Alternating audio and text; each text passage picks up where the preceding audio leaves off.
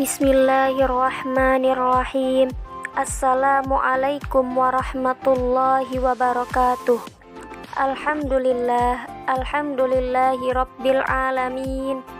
Wabihi nasta'in wa ala umurid dunya waddin. Assalatu wassalamu ala asyrafil anbiya'i wal mursalin wa ala alihi wa sahbihi ajma'in. Amma ba'd.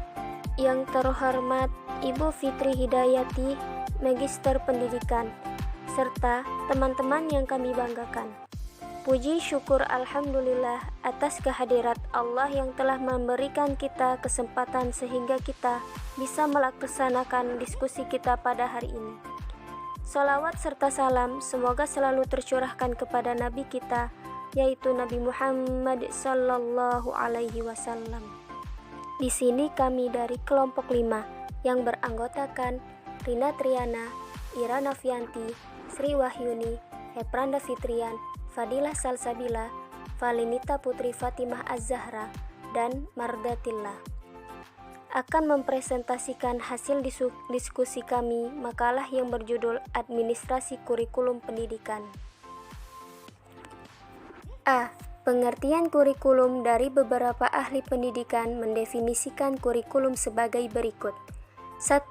Sachs mengatakan bahwa kurikulum tersusun dari semua pengalaman murid yang bersifat aktual di bawah bimbingan sekolah. Sedangkan mata pelajaran yang ada hanya sebagian kecil dari program kurikulum. Ronald mengatakan bahwa kurikulum meliputi semua pengalaman yang disajikan kepada peserta didik di bawah bantuan atau bimbingan sekolah. 3. Maurice mengatakan bahwa kurikulum adalah serangkaian terstruktur dari hasil pembelajaran yang diinginkan.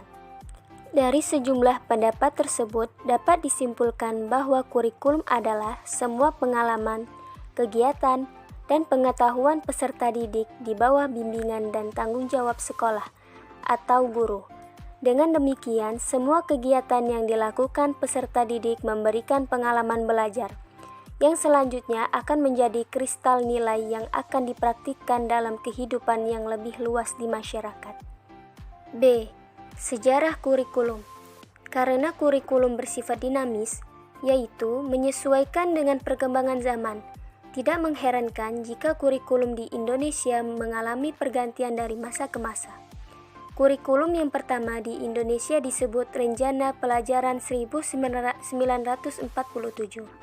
yang menekankan pada pembentukan karakter masyarakat Indonesia sebagai manusia yang merdeka dan berdaulat.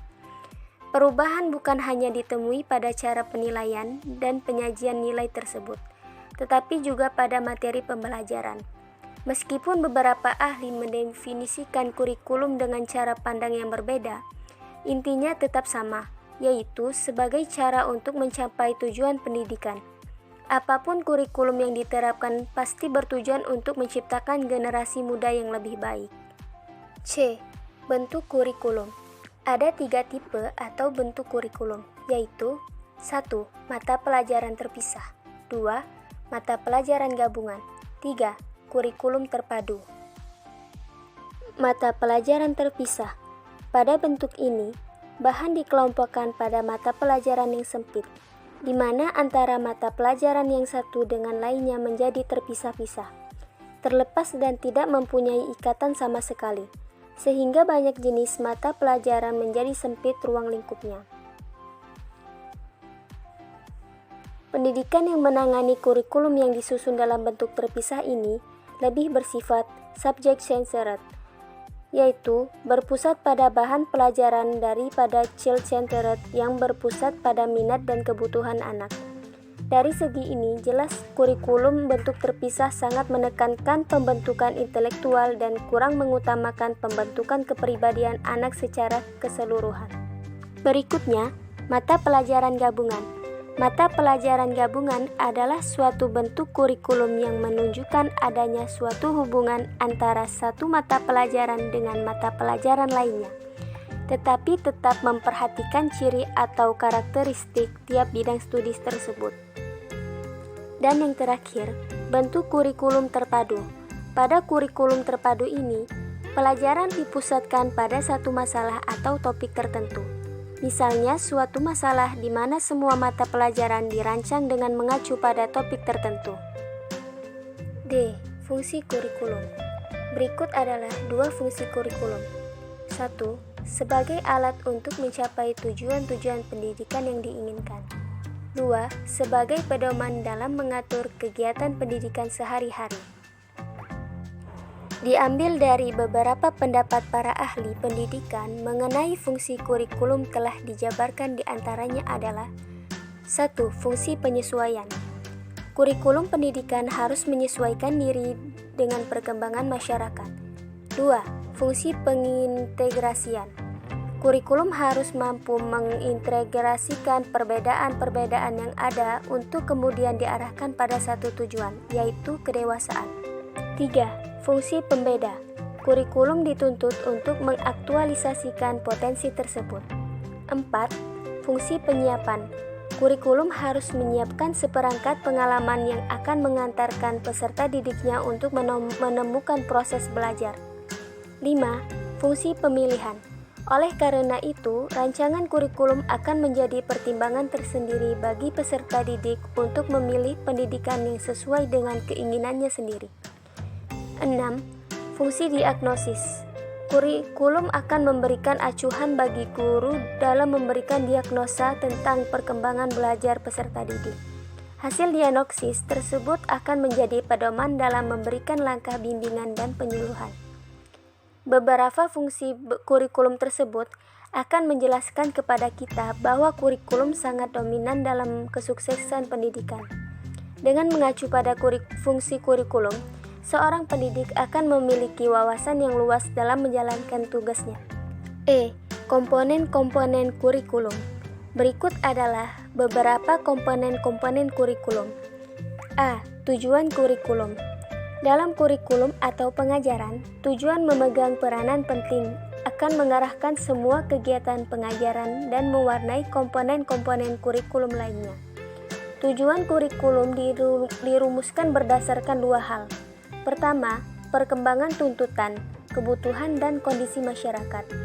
Kedua, didasari oleh pemikiran-pemikiran dan terarah pada pencapaian nilai-nilai filosofis, terutama filsafah negara. B. Isi kurikulum. Isi program kurikulum dari suatu sekolah dapat dibedakan atas dua hal, yaitu 1. Jenis-jenis bidang studi yang diajarkan. Jenis-jenis tersebut dapat digolongkan ke dalam isi kurikulum dan ditetapkan atas dasar tujuan yang ingin dicapai oleh sekolah yang bersangkutan, yaitu tujuan institusional.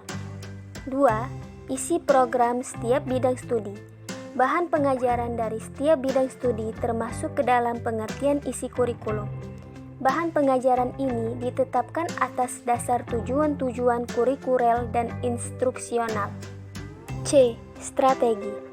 Ada beberapa strategi yang dapat digunakan dalam mengajar. Rountree membagi strategi mengajar itu atas exposition, discovery, learning, dan groups individual learning. Sedangkan Ausubel dan Robinson membaginya atas strategi recaption learning, discovery learning, dan red learning, meaning learning. D. Media mengajar. Media mengajar merupakan segala macam bentuk perangsang dan alat yang disediakan guru untuk mendorong siswa belajar. Rountree mengelompokkan media mengajar menjadi 5 macam dan disebut modes, yaitu interaksi insani, realita, pictorial, simbol tertulis, dan rekaman suara.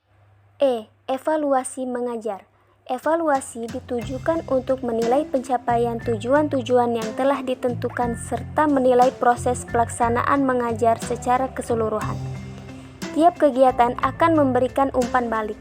Demikian juga dalam pencapaian tujuan-tujuan belajar dan proses pelaksanaan mengajar. Umpan balik tersebut digunakan untuk mengadakan berbagai usaha penyempurnaan, baik bagi penentuan dan perumusan tujuan mengajar, penentuan sekuens bahan ajar, strategi dan media mengajar. F. Tujuan kurikulum. Tujuan utama kurikulum adalah untuk mempersiapkan peserta didik agar dapat menjadi pribadi serta warga negara yang kreatif, inovatif, beriman, dan juga efektif ketika dia berada pada lingkungan masyarakat kelak. Selain itu, kurikulum juga bertujuan untuk mendidik dan membimbing peserta didik agar dapat berkontribusi secara positif dalam kehidupan bermasyarakat, berbangsa, dan bernegara. Baiklah, mungkin sampai sini dulu pemaparan materi dari kami pada hari ini. Kurang lebihnya kami mohon maaf dan kepada Allah kami mohon ampun. Syukron jazilan ala ikhtimamikum. Wassalamualaikum warahmatullahi wabarakatuh.